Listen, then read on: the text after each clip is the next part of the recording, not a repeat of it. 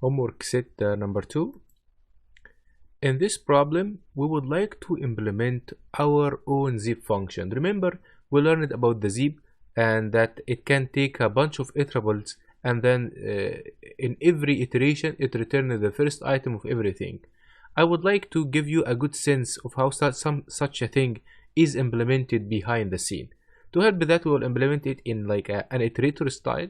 You will define a class named our zip, and it takes asterisk iterables. Remember, the asterisk here means that you will receive a bunch of varying number of arguments.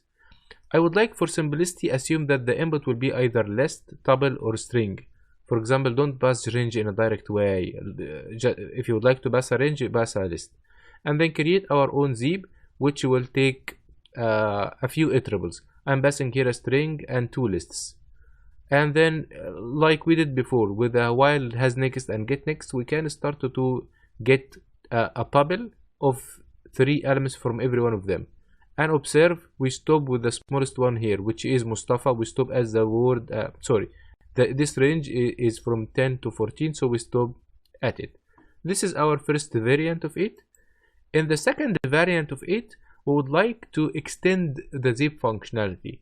It keeps going with the longest sequence, and whatever is missing, we return a none for it. So you can think of that like we are creating our own flexible version of the zip function. Overall, the code is easy. Do not complicate things. Homework number 3, you will read a matrix, and then you will read, so here is the matrix. Then you will read in the next line an integer q here, 2 for 2 queries. Then you will read 2 lines or q lines. In every line, you will read 4 integers. They are the top left, which is the starting row and starting column, and you will read number of rows and number of columns. These 4 values represent a sub-matrix. For example, 1, 0, 2, 2. 1, 0 means you are starting here with a matrix that's 2 times 2, so we have this matrix here.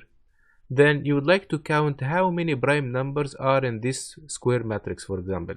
So here we have 3 to 7 are prime numbers, so we print a prime. On the other side, 0, 1, so 0 and 1, we are starting at the 2. And in a matrix 2 times the 3, so 2 times the 3. So we have this matrix here. We have how many primes? 2, and we have the 2 and the 9 and the we have 2 and 2 and the 5. Okay, this 2 and 2 and 5 are the number of prime numbers. So overall, you read a matrix, you read number of queries. Every query is a small submatrix, and you count how many primes in this submatrix. Greedy robot. We will read a matrix, but all of the values are distinct. Distinct means they are different. There is a robot starting at the position 0 and 0, and it do the following procedure. It takes the value of the current cell and then make a move. It either move to the right or the bottom or the diagonal. So it has only 3 choices. How does it make a decision? Based on the maximum value. It check out which one of the 3 neighbors have a maximum value, and it moves to this cell. For example, in this matrix here, the robot starts at the value 1 at 0, 0. Then he has 3 choices, 2, 5, 4. 5 is biggest, so go to 5.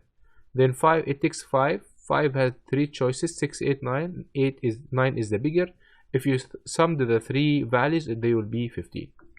Here on the other side, 1 is choosing between 2, 5, 4. It chooses 5. 5 between 4, 7, 6. It chooses 7. 7 between 6 and 8, and so on. And this is a final matrix here. Problem number 5, an active robot. We again have a matrix, and there is a robot starting at the position 0 and 0. The robot will have in the remaining of the line several commands. Each command is 2 values: a direction, which will be the string up, right, down, or left, and the number of steps to take in this direction.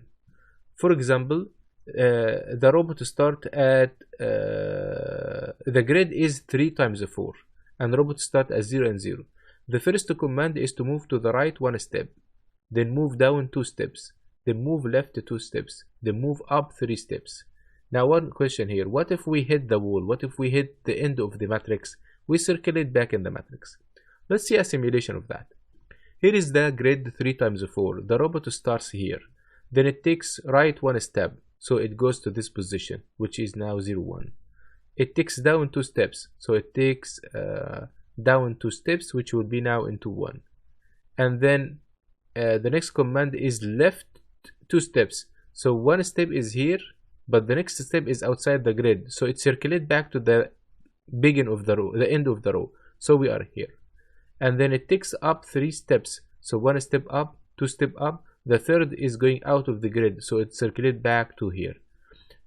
What you are supposed to do is just to print the different positions of the moves. So 4 commands, 4 moves.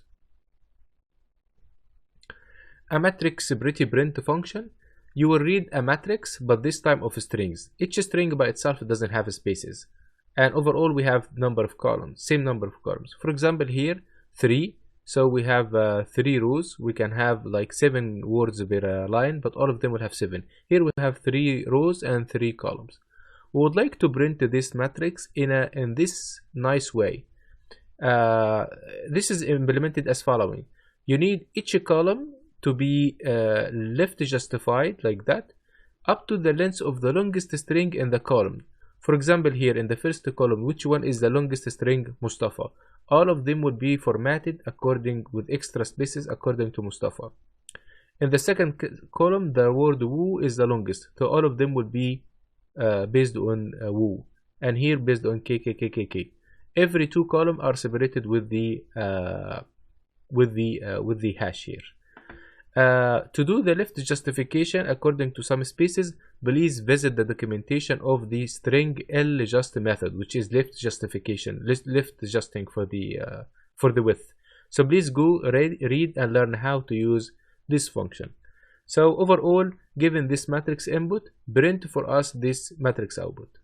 Please try to do all of your code in 2 lines of code using comprehension lists. This is all what you need. This is the purpose of the assignment. Flattening 3D list. We learned how to take a 2D position and map it to 1D position and the opposite of that. I would like you to learn how to generalize what we learned. So now imagine we have a 3D list or a 3D array. This means list of list of list. For example, list of 3 elements. Inside it there is a list of 4 elements. Inside each one of them is another list of 5 elements, and so on. So we call them depth row and the columns. You will read a line that starts with these 3 numbers, depth row column. For example, here 3, 4, 5. The remaining of the line will be one of 2 things. Either the value 1 followed by 3 values, or the value 2 followed by 1 value. If it's a value 1 with followed by 3 values, it means you convert this 3 position to 1 index position. On the other side, if the value is 2 with an index, you are supposed to convert this index to a 3D position. If you manage to do this assignment, try to think deeper, like what if we have 6 dimensions, for example.